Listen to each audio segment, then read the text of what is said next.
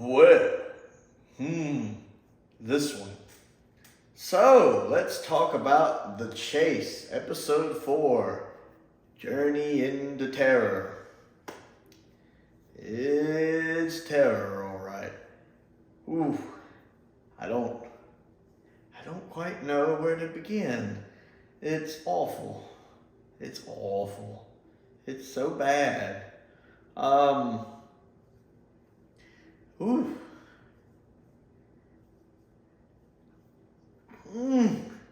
Okay.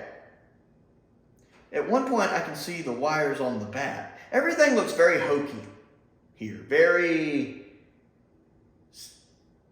B-movie, C-movie, put together by some college students, but not as good as they can do these days. Hokey, tacky, Ed Wood setting for, everything going on. Dracula looks fake with the teeth, and the Frankenstein looks fake. Now that all comes together and makes sense, but you don't get that early on. The little ghost thing that passes through Ian looks kind of neat. There's a couple effects in there that are decent. But everything looks hokey. The Frankenstein looks hokey. Although I do love the fact Hartnell doesn't waste time when he just goes up the stairs and Ian has to turn around and fall. That's funny. This episode's like kind of a comedy. This episode really doesn't know what it wants to be. I love that the solution for what's going on here is very simple. It's very Occam's razor.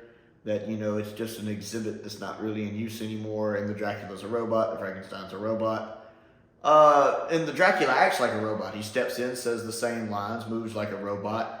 His mouth doesn't sync up with the voice, which is some things I noted. But I love the fact that the doctor doesn't think that. The doctor, being so intelligent, doesn't come to the obvious conclusion.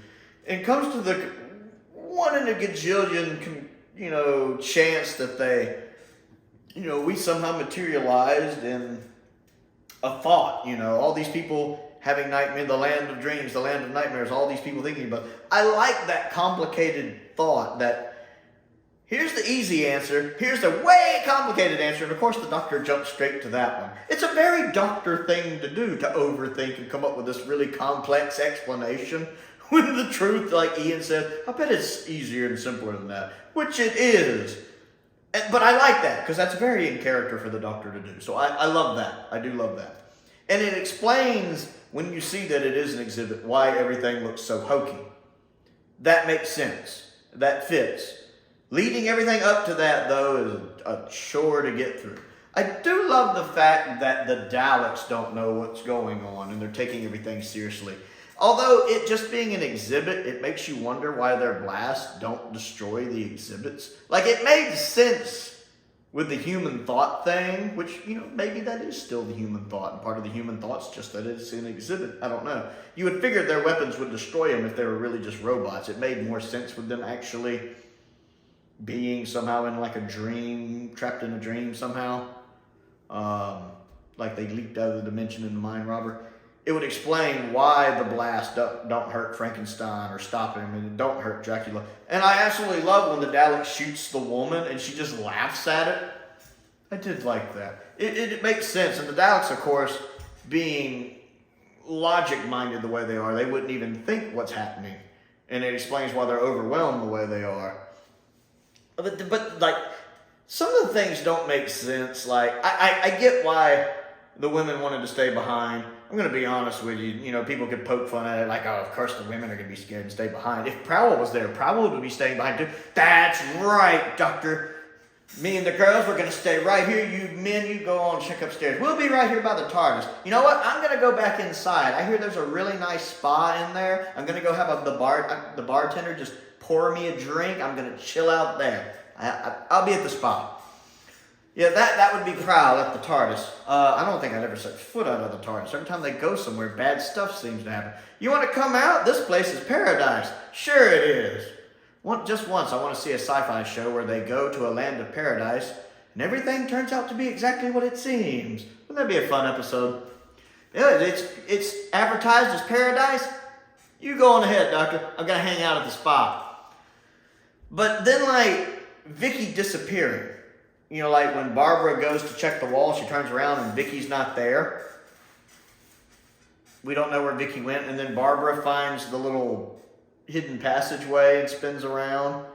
So we don't know where they are, but yet later, a couple times later, when they come back downstairs, somehow Vicky and Barbara have found themselves and gotten back there again, blabbering about secret passages. So apparently they found each other and found their way back, but we don't see that happen. So it just feels like a really weird edit. I feel like, from an editing standpoint, I'm watching Legends of the Sea Devils, because I don't know what it is about Legends of the Sea Devils, but it looks like it was edited together very badly. Like the original plan for Legends of the Sea Devils was something else, and then something happened, and it got edited together really badly. There are parts of this like this where it's edited together really badly, and I'm like,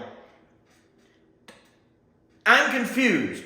Then there's the part when the Daleks are like shooting Dracula, and they're all running to the TARDIS except Vicky, who's trying to warn Dracula. And I'm sitting there like, it's Dracula. Why are you warning Dracula? Also, why aren't you going to the TARDIS like everyone else is running to the TARDIS? And I'm sitting here, and I love Vicky. I love Vicky. She's great. She's intelligent. But I was sitting there yelling at the screen going, you stupid! Well, that's the PG version of what I was saying. Because I was like, why are you standing there talking to Dracula? Get in the TARDIS. Get in the TARDIS. And sure enough, I hear the TARDIS whooshing sound, and I'm like, she could have gotten in the TARDIS, but she didn't, and then she's like surrounded by Daleks. Also, how do they not notice she isn't there? You know, later they're like, I should have checked. How do you not notice she isn't there? You think, you know, it's not like you're having to keep up with a classroom of students. It's like 3 other people. 1, 2, 3. Good. Click, click. How do you not notice? And none of them know. You think somebody would notice Vicky isn't there? My willing suspension of disbelief is like strained to the breaking point. Strained. Again, it's Vicky's own fault. She should have went into the TARDIS when everybody else went. I'm sitting there going, TARDIS. This episode was literally, because so many things were happening that I was like, I don't understand why these things are happening. And then, like, when the Daleks make the robotic doctor, it doesn't look like Hartnell. It looks like somebody else, except for the very last shot. Is Hartnell. But before that, it looks like somebody else in old man makeup. And I'm like, why don't you just use Hartnell? You know, just have him playing dual roles. Hartnell in dual roles.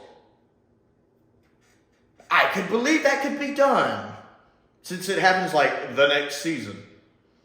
You know, but and even when the robot talks in the far away shot, it's like the dialogue doesn't sync up with his mouth.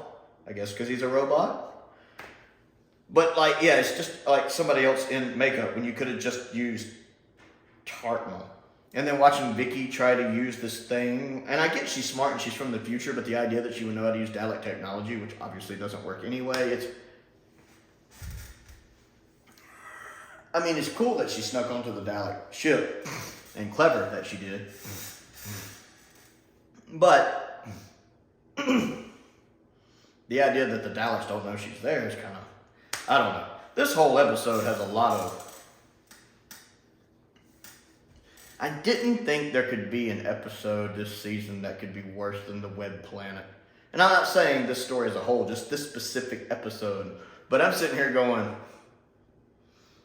maybe this could be the worst episode of the season. It's terror, all right. Yeah, it was really bad. It was really bad. A couple of neat things it did, but it was pretty bad. A lot of really dumb decisions being made in front of the camera, behind the camera, the story itself. So, Journey into Terror. What did you think of it? Comment down below and let me know. Other things to do, click the like button and the subscribe button. That helps me out, and I certainly appreciate it. I also have a Patreon that helps me keep bills paid. If you're interested in supporting me there's a link to that down in the description below. And I want to give a shout out to some of my top tier patrons, Stephen Crane, Colin Coney, and Perkins. I appreciate their support, as I do the support of all of my patrons. I also have a P.O. box down there as well if there's anything you would like to send me to watch and review, as well as a link to my Amazon wish list. Most importantly though, thank you for watching.